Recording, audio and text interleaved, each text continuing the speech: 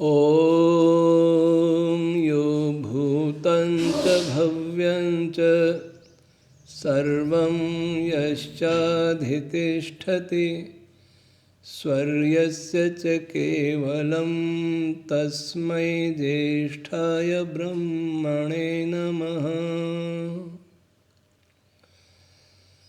प्रिय श्रोतागण, श्रीमद् भगवद गीता के तीसरे अध्याय का 10वां श्लोक प्रारंभ करते हैं। 10वें श्लोक से प्रारंभ करते हैं। सह यज्ञ प्रजा सृष्ट्वा पुरोवाच प्रजापति अनेन प्रसविष्यध्वम एष वो अस्तु इष्टकामधुक्। सह यज्ञ प्रजा सृष्ट्वा, परमपिता परमात्मा प्रजापति परमात्मा इस प्रजा को अर्थात हम मनुष्यों को यज्ञ के साथ उत्पन्न करता है।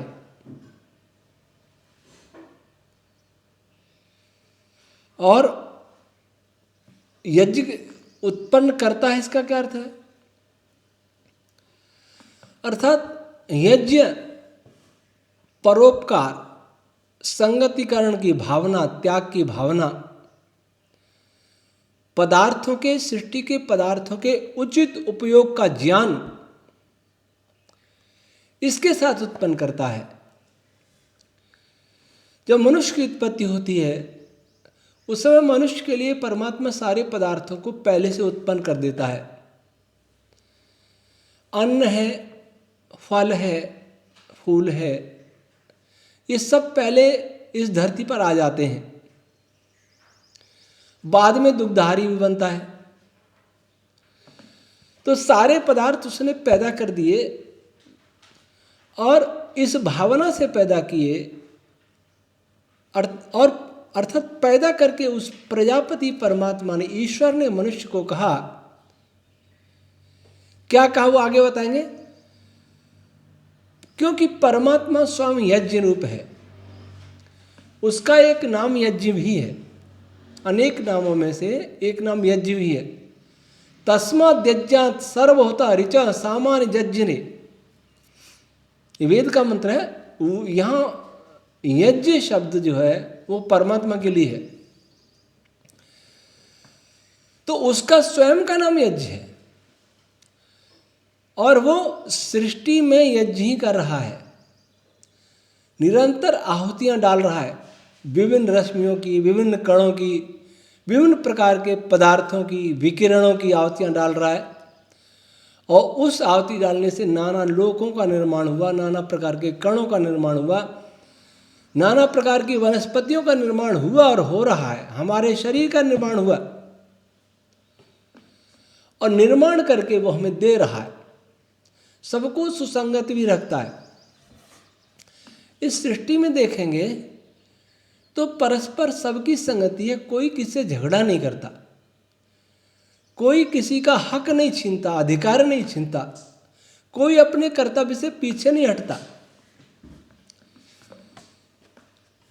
हमारी गैलेक्सी में लगभग 3-4 अरब तारे हैं और उन तारों के अपने अपने ग्रह उपग्रह भी हैं और निरंतर तेजी से गमन करते हैं। सूर्य लगभग 8 लाख किलोमीटर प्रति घंटे की गति से आकाशगंगा के केंद्र का चक्कर लगाता है। पृथ्वी लगभग 1 लाख किलोमीटर प्रति घंटे की गति से सूर्य की परिक्रमा करती है और सूर्य अपने अक्ष पर भी घूमता है, पृथ्वी अपने अक्ष पर भी घूमती है। ऐसे ही सब तारे, बहुत से तारे सूर्य से लाखों करोड़ों गुने बड़े हैं और बहुत से तारे सूर्य के बराबर हैं और कुछ तारे सूर्य से छोटे भी हैं। सूर्य एक तारा है जिसमें अपना प्रकाश होता है, वो तारा कहलाता है। तो ये सभी तारे, सभी ग्रह, सभी उपग्रह, सब कुछ तेजी से घूम रहे हैं। लेकिन इतना संगतिकरण है कि कोई किसी से टकराता नहीं है, कोई किसी से झगड़ता नहीं है। यह है संगतिकरण। विभिन्न पदार्थों से मिलकर के बने हैं, परमात्मा ने, प्रजापति परमात्मा ने बनाए हैं। यह यज्ञ, यह देव पूजा, और हमारे लिए बना दिए, जीवों के लिए बना दिए। योग दर्शन में महर्षि व्यास जी ने अपने भाष्य में लिखा है कि उस परमात्मा का इस सृष्टि बनाने में अपना कोई प्रयोजन नहीं है, बल्कि वो जीवों के हित के लिए ही बनाता है, जीवों के भोग के लिए और मोक्ष के लिए सृष्टि की रचना करता है। तो सृष्टि स्वयं परमात्मा का यज्ञ है, और इस यज्ञी भावना के साथ ही वह मनुष्यों का निर्माण करता है, मनुष्यों की उत्पत्ति करता है। कि हम भी इस सृष्टि से सीखें, इसलिए वेद कहता है विष्णु कर्माणि पश्यता, विष्णु के कर्मों को देखो। जिस परमात्मा ने, जिस विष्णु ने, सर्वव्यापक विष्णु ने, कोई चार हाथ वाला विष्णु नहीं, जिस सर्वव्यापक विष्णु ने इस सृष्टि को रचा है, उसके कर्मों को देखें। पहले हमने बताया था कि शरीर में कैसे यज्ञ हो रहा है, सूर्य में कैसे यज्ञ हो रहा है, वनस्पतियों में कैसे यज्ञ हो रहा है, इस यज्ञ को देखें और हम अपने अंदर हम यज्ञी भावना पैदा करें। हम भी सृष्टि के सभी पदार्थों की जानकारी करने का पूर्ण प्रयास करें। जानकारी करेंगे तभी उचित उपयोग करेंगे, और उस जानकारी में ये भी आ जाएगा कि ये सभी पदार्थ ईश्वर ने दिए हुए हैं, इसलिए हमारे नहीं है। तब क्या करेंगे? त्याग पूर्वक उपभोग करेंगे। सब कुछ मैं ले लूं, सब कुछ मैं खा जाऊं, सारी दुनिया की संपत्ति मैं ले लूं, ये भावना नहीं करेंगे। अगर ईश्वर को मान लेंगे, ईश्वर को जान लेंगे तो आज तो ईश्वर को जानने का नाटक बहुत हो रहा है। बड़े बड़े धार्मिक मेले आयोजित हो रहे हैं, मंदिरों में भीड़ लगी है, कुंभ के मेलों में भीड़ लगी है, ईसाइयों के मेलों में भीड़ लगी है, ईसाइयों मुसलमानों की हज यात्रा में सऊदी अरब में भीड़ लगी है। लेकिन ईश्वर के कार्यों को कोई नहीं देखता।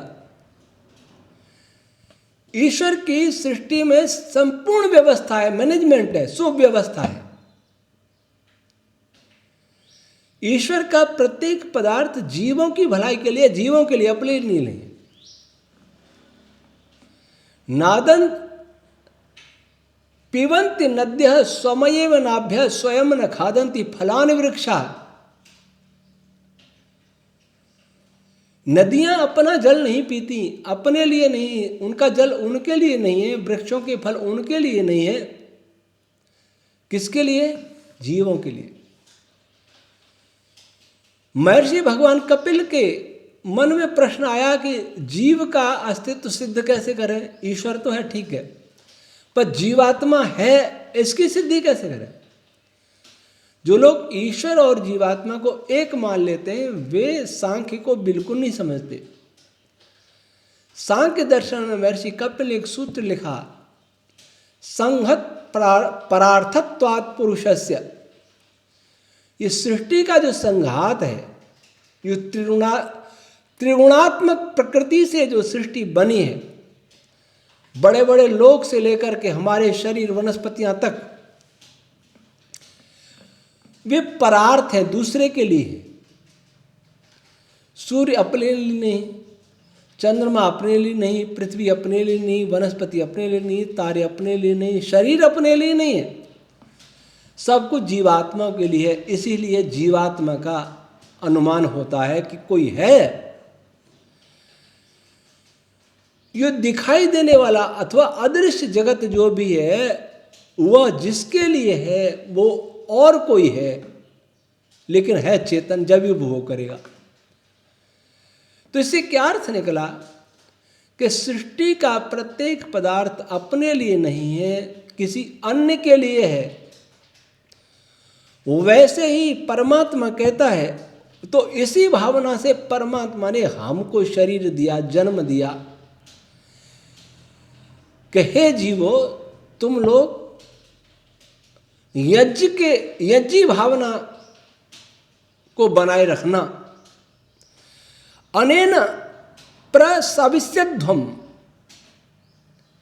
इससे नाना प्रकार के पदार्थों को उत्पन्न करना, नाना प्रकार के ऐश्वर्यों को प्राप्त करना, और इस यज्ञ भावना से आपकी सभी इष्ट कामनाएं पूरी होंगी। कल्पना करें कि यहाँ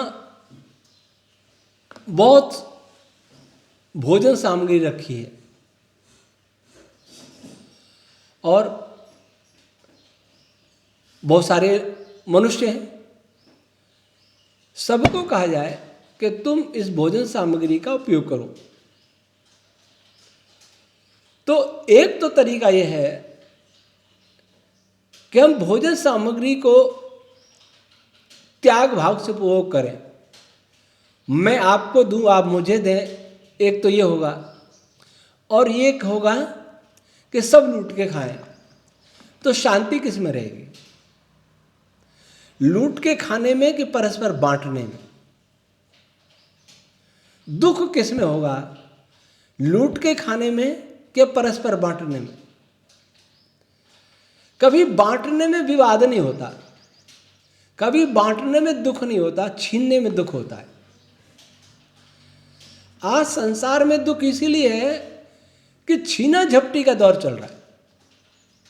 सब कुछ मैं ले लूं और किसी के लिए कुछ न छोड़ूं, ये भावना है आसुरी भावना।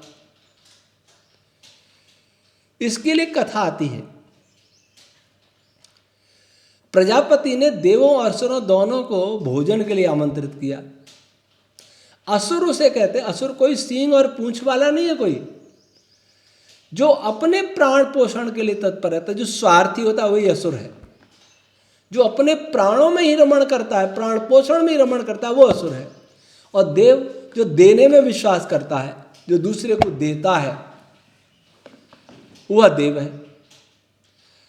तो पहले देवों को भोजन की पंक्ति में बैठाया। असुरों ने कहा कि हम देवों से बलवान कम नहीं है, विद्वान कम नहीं है, फिर हमको प्राथमिकता क्यों नहीं, इन देवों को प्राथमिकता क्यों है? तो प्रजापति ने कहा कि चलिए देवों उठ जाओ आप लोग, असुरों को पहले भोजन करा देते हैं। लेकिन प्रतिबंध होगा, देवों के लिए भी होगा, असुरों के लिए भी होगा। प्रतिबंध ये होगा कि निश्चित समय में भोजन करके उठना होगा, और भोजन करने वाले सभी के हाथों में लकड़ी बांध दी जाएंगी ऐसे। अब असुरों को भोजन दिया, ऐसे लकड़ी बंधे तो ऐसे मुड़े नहीं हाथ, तो ऐसे डालें ऊपर गिरे, कुछ मुंह थोड़ा बहुत मुंह में जाए, बाकी कपड़े खराब हुए, सभी भूखे रह गए। प्रजापति ने कहा आपका समय समाप्त, अब देवों की बारी है। देवों के भी हाथ बांध दिए। तो देवों ने क्या किया, अपने साथियों को आगे बैठा लिया, दो पंक्ति बना ली आमने सामने मुंह करके। एक देव उसको मुंह में देता, वो इसके मुंह में देता, दोनों का पेट भर गया। तब प्रजापति ने कहा कि देव और असुर में ये अंतर है। देव दूसरे को खिलाना जानते, देना जानते, दूसरे का दुख दर्द दूर करना जानते, और असुर खुद ही खाना जानते हैं। जो खुद खाना जानते हैं वो भूखे रह गए, और जो दूसरे को देना जानते हैं उनका पेट भर गया। अगर संसार में ये देवी प्रवृत्ति हो जाए, दूसरे को देने की भावना पैदा हो जाए, और देव कहते हैं प्रकाश वाले को ज्ञान का प्रकाश हो जाए, तो संसार में कहीं अशांति न रहे। एक समय था जब अयोध्या में एक द्वंद्व चल रहा था। श्री राम कहते थे अयोध्या के राज्य के लिए, इदम भरताय स्वाहा, इदम भरताय इदं नमः। पिताजी का आदेश है, इसलिए हे भरत, मैं इस अयोध्या के चक्रवर्ती साम्राज्य को तुम्हें समर्पित करता हूं। यह तुम्हारे लिए है राज्य, मेरे लिए नहीं है। उधर महात्मा भरत कहते थे, हे भ्राता, आप मुझसे विद्या में बड़े हैं, आयु में बड़े हैं, सब में बड़े, इसलिए मैं इस राज्य को, पिताजी के द्वारा प्रदत्त राज्य को मैं आपको समर्पित करता हूं। इदम रामाय स्वाहा, इदम रामाय इदं नमः। मैं आपको समर्पित करता हूं, यह मेरा नहीं है राज्य। श्री राम करे मेरा नहीं है, श्री भरत करे मेरा नहीं है, मेरा नहीं, मेरा नहीं। तो कितना प्रेम था परिवार में। और वही स्थिति सौभाग्य आर्यावर्त की हो गई कि दुर्योधन कहता, सूचक्रम न दास्यामि बिना युद्धे न केशव। सुई की नोक के बराबर भी भूमि पांडवों को नहीं दूंगा बिना युद्ध के। 5 गांव की बात क्या कर रहे हो? तब क्या हुआ? नरसंहार हुआ, लाखों करोड़ों लोग मार डाले गए। 18 छोड़नी के हिसाब से तो 43 लाख लगभग लोग मारे गए। कहां मारे गए? जहां असुरत्व आ गया था। पांडवों को युद्ध व्यवस्था में करना पड़ा था, नारी की अस्मिता की रक्षा के लिए युद्ध करना पड़ा था। अगर महारानी की अस्मिता ही नहीं बच पाए तो सामान्य नारी की क्या स्थिति होगी, इसलिए युद्ध करना पड़ा था। बहुत प्रयास किया टालने का, लेकिन दुर्योधन ने युद्ध क्यों किया? दुर्योधन ने युद्ध किया कि दूसरे का अधिकार भी मैं हड़प लूं। तो जब मनुष्य में असुरता आती है तो खूनी क्रांतियां पैदा होती हैं, और जब मनुष्य में देवत्व आता है तो संसार में सुख का साम्राज्य होता है, शांति होती है। आज संसार में त्याग पर उपदेश करने वाला भी, वैराग्य पर उपदेश करने वाला भी, यज्ञ पर उपदेश करने वाला भी करोड़ों अरबों का स्वामी बना हुआ है। बड़े बड़े धर्मगुरु जो त्याग पर उपदेश करते हैं, उनके आश्रम किसी 5 सितारा होटल से कम नहीं। दूसरों को कहते हैं धन का क्या करोगे, यहीं रह जाएगा, यहीं रह जाएगा, दो। गृहस्थों को कहते हैं दो, और बाबा जी को दे दो, बाबा जी करोड़पति अरबपति बन जाए, क्योंकि उनके साथ तो अवश्य जाएगा। यह असुरता। आज अमीरी और गरीबी के बीच में जो खाई बढ़ रही है, दूरी बढ़ रही है, इसलिए बढ़ रही है कि आज असुरत्व हावी है। जिसका जितना सामर्थ्य है वो दूसरे को लूटना चाहता है, देना नहीं चाहता। इसलिए निर्बल, शोषित, निर्धन आज बहुत दुखी है और इनकी संख्या बढ़ती जा रही है। ये निरीह दूसरे की कृपा पर जीवित है, और कृपा करने वाली सरकारें कहती हैं कि हमने बहुत दिया। यह असुरता है। इसलिए यहां कृष्ण भगवान कहते हैं, हे अर्जुन, प्रजापति परमात्मा ने हम मनुष्यों को जब पैदा किया था तभी हमें इसलिए पैदा किया था कि हम देने की भावना से, त्याग की भावना से, यज्ञ की भावना से एक दूसरे का उपकार करते हुए इस संसार में सबको सुखी रख सके। जिस परिवार में, जिस समाज में दूसरे का दर्द बांटने की परंपरा होती है, अपना सुख बांटने की परंपरा होती है, वह परिवार, वह समाज, वह राष्ट्र और विश्व सुखी रहता है। लेकिन जहां दूसरे को दुख देने की भावना रहती है और स्वयं सारे सुख लेने की भावना रहती है, उस संसार में कभी शांति नहीं होती। वस्तुतः धन की लालसा ने मनुष्य को राक्षस बना दिया। धन की परिभाषा करते हुए महर्षि यास्क ने लिखा, धिनोतीति सतः, अर्थात जो तृप्त करता है वह धन है।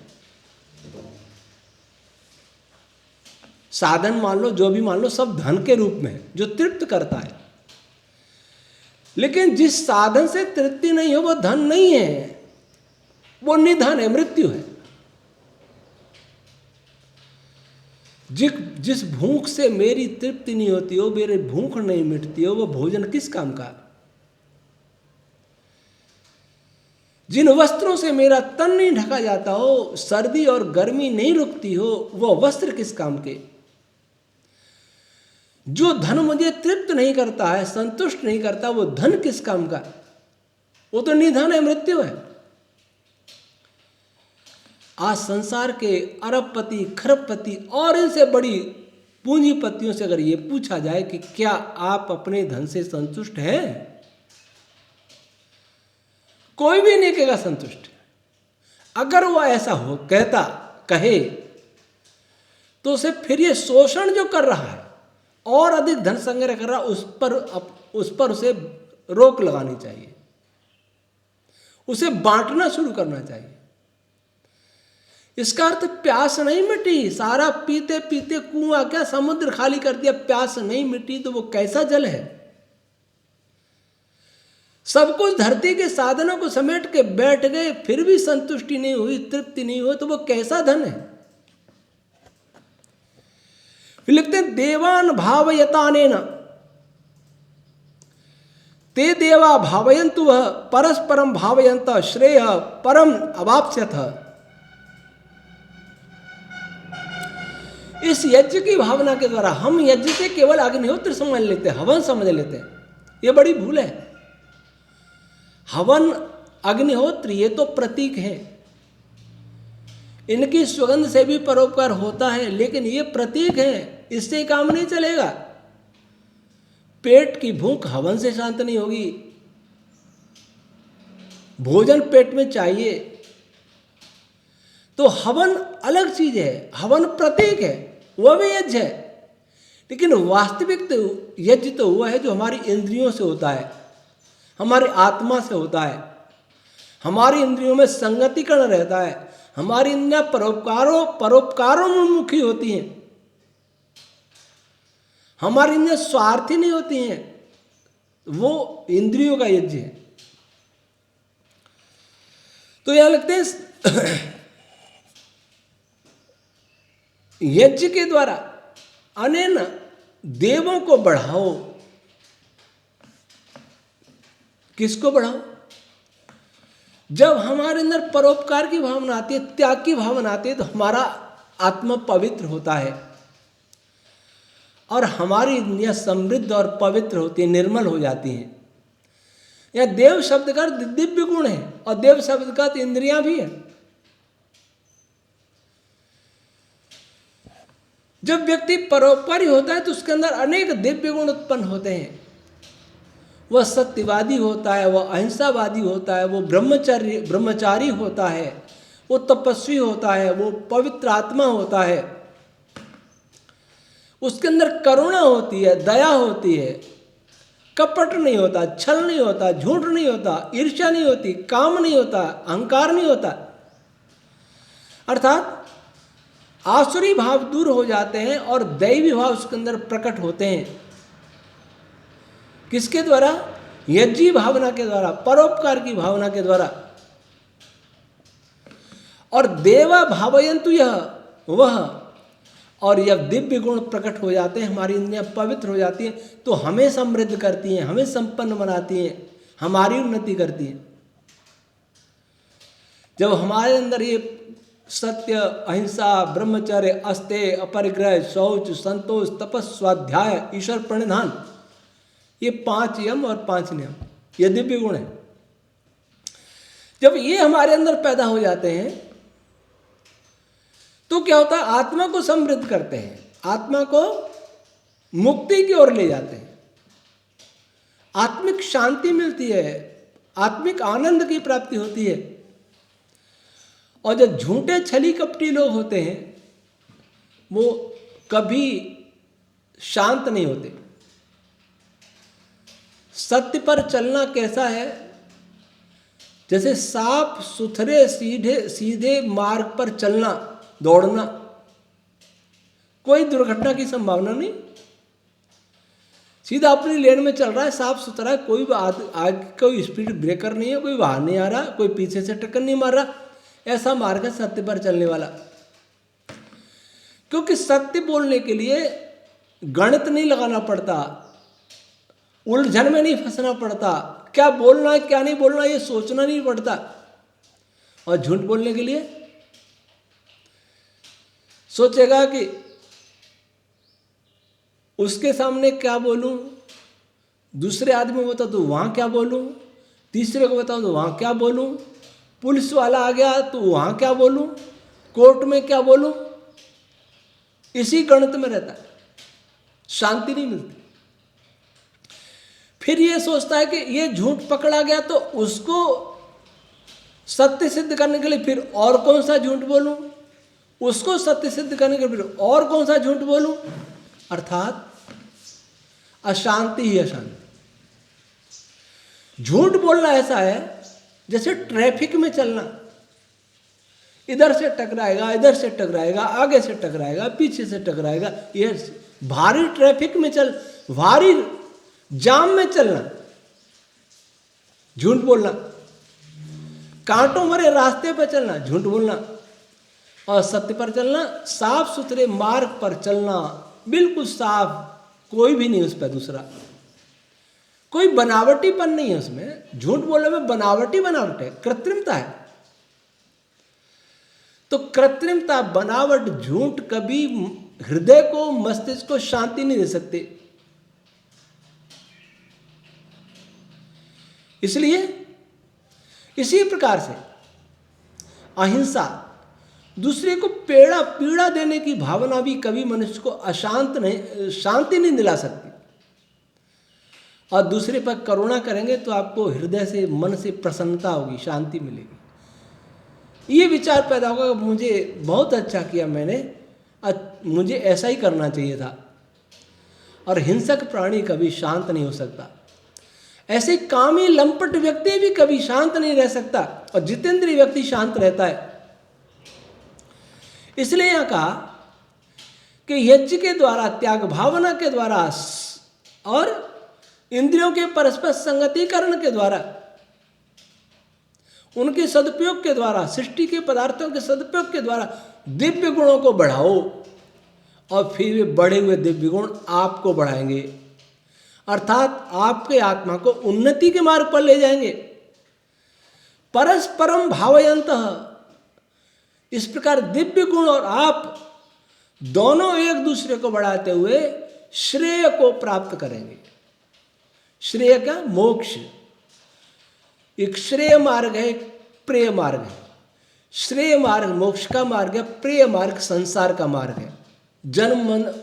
जन्म मरण के बंधन में फंसने का मार्ग है प्रिय मार्ग, जो प्रिय लगता है, वास्तव में हितकारी नहीं होता, रुचिकर लगता है। रुचि और हित में अंतर है। रुचियां भिन्न भिन्न होती हैं, हित कभी भिन्न भिन्न नहीं होते।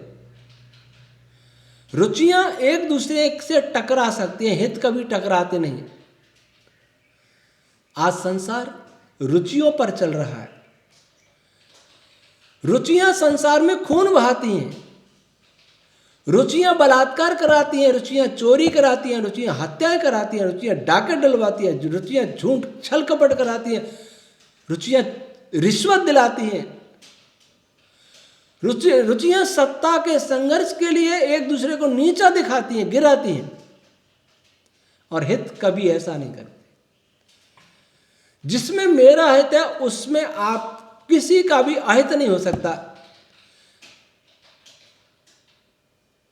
रुचि, डायबिटीज का रोगी मिठाई खाने की रुचि रखता है, उसके लिए रुचिकर तो हो सकता है, हितकर नहीं है। इसी प्रकार जितने भी रुचि वाले कार्य हैं, रुचि का अर्थ इच्छाएं, इच्छाओं ने संसार में खूनी क्रांति की है, खून बहाए, आज भी बहा रहे। आज हमारा संविधान, आज हमारे कानून, आज हमारा समाज रुचियों पर चल रहा है। इसलिए कहते हैं अभिव्यक्ति की स्वतंत्रता, ही स्वतंत्रता नहीं है, स्वच्छंदता है। खाने की स्वतंत्रता, पीने की स्वतंत्रता, रहने की स्वतंत्रता, स्वतंत्र नहीं है, स्वच्छंदता। रुचियां स्वच्छंद बनाती हैं और हित की भावना संयमित बनाती हैं, व्यक्ति को आत्मनियंत्रित बनाती हैं। हित कभी टकराते नहीं हैं, रुचियां टकराती हैं। इसलिए जो यज्ञी भावना वाले हैं, त्याग भावना वाले कभी लड़ते नहीं हैं। और हड़प करने की भावना, दूसरे का अधिकार छीनने की भावना, दूसरे की वस्तु छीनने की भावना हमेशा युद्ध कराती है। और विश्व में जहां जहां भी युद्ध हो रहे हैं, जहां जहां युद्धों के संकट के बादल छा रहे हैं या छाने की आशंका है, जहां जहां राजनीतिक आरोप प्रत्यारोप हो रहे हैं, जहां जहां परिवारों में क्लेश हो रहे हैं, जहां जहां समाजों में बिखराव हो रहा है, रुचियों के कारण हो रहा है, आसुरी भावों के कारण हो रहा है। जिस दिन संसार रुचियों को छोड़ करके हित पर चिंतन करेगा, अपने हित पर ही सही। मैं किसी को नहीं कह रहा कि परमार्थी बनो, लेकिन मैं ये अवश्य कह रहा हूं कि स्वार्थी बनो। पर स्वार्थ समझो तो सही कि स्वार्थ होता क्या है। शराब पीने वाला ये सोचता है कि शराब पीने से उसका स्वार्थ सिद्ध हो जाएगा, तो ये उसकी मूर्खता है। मांसाहारी, अंडाहारी, मछलीहारी ये सोचता है कि ये खा पी के उसका स्वार्थ सिद्ध हो, मूर्खता है। चोर ये सोचे कि मेरी चोरी से धन मिल जाएगा तो मेरा स्वार्थ सिद्ध, ये मूर्खता है। झूठ बोल के सत्ता प्राप्त करने से सत्ता वाला नेता ये सोचेगा कि उसका स्वार्थ सिद्ध होगा, ये उसकी मूर्खता है। वास्तविक स्वार्थ है कि जो ईश्वर ने उसके लिए उद्देश्य बनाया, जिसके लिए उसको जीवन दिया है, उस जीवन की सिद्धि हो, उस जीवन का लक्ष्य पूरा हो, वही उसका स्वार्थ है। तो स्वार्थ दिव्य गुणों से होता है, आसुरी गुणों से कभी नहीं हो सकता।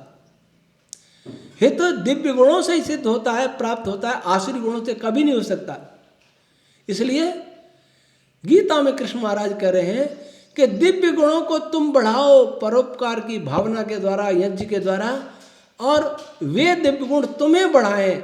दोनों एक दूसरे को बढ़ाते हुए मोक्ष को प्राप्त करे आत्मा, क्योंकि मुख्य लक्ष्य मोक्ष है। तो परोपकार मोक्ष का साधन है। अगर कोई व्यक्ति परोपकार नहीं करता और 24 घंटे गुफा में बैठ के ध्यान लगाए, उसे कभी मोक्ष नहीं हो सकता, कभी उसको योग सिद्ध नहीं हो सकता। क्योंकि योग सिद्ध के लिए यम नियम आवश्यक है, और यम नियमों की परीक्षा जब ही होती है जब वो संसार में रहता है। मेरे अलावा कोई दूसरा नहीं है तो मैं सत्यवादियों की मिथ्यावादियों कैसे पता चलेगा। मेरे अतिरिक्त कोई और नहीं है तो मैं सबसे प्रेम करता हूं या घृणा करता हूं, ये कैसे मालूम चलेगा। मेरे अलावा कोई नहीं है तो मैं चोर हूं कि ईमानदार हूं, ये कैसे पता चलेगा। इसलिए संसार से भागकर कहीं बैठ जाना, उससे योग सिद्ध नहीं होगा। योग सिद्ध होगा अपनी वृत्तियों को जीतने से, नियंत्रित करने से। संसार में रह के पता चलेगा। इसलिए दैवी भावना को जगाएं, समृद्ध करें, वे भावना हमें समृद्ध करें, तभी हम मुक्ति को प्राप्त कर सकते हैं। परोपकार अनिवार्य है योगी के लिए। चाहे वो विद्या से उपकार करे, उसके बाद धन नहीं तो विद्या से उपकार करेगा, उपदेश से उपकार करेगा। लेकिन उपदेश देने का भी अधिकारी वही है, पहले वह उसको स्वयं आचरण में लाता हो। पर उपदेश कुशल बहुतेरे, जे आचरण ते नरन घनेरे। ऐसे आज संसार में बहुत है। सत्य पर भाषण देने वाले झूठ कितना बोलते हैं, उस भाषण में भी झूठ बोलते। सत्य पर जो प्रवचन हो रहा उसमें भी झूठ बोल रहे। अहिंसा पर बड़े बड़े व्याख्यान देने वाले खुद स्वयं कितने निर्मम हैं, किसी से प्रीत नहीं, किसी के साथ करुणा नहीं। तो ये आज हो रहा है। इसलिए यज्ञ की भावना हमारे अंदर जगे, परोपकार की भावना हमारे अंदर जगे, दैवी भावना हमारे अंदर जगे, तभी हम मुक्ति को प्राप्त कर पाएंगे, तभी हम जीवात्मा के उद्देश्य को प्राप्त कर पाएंगे।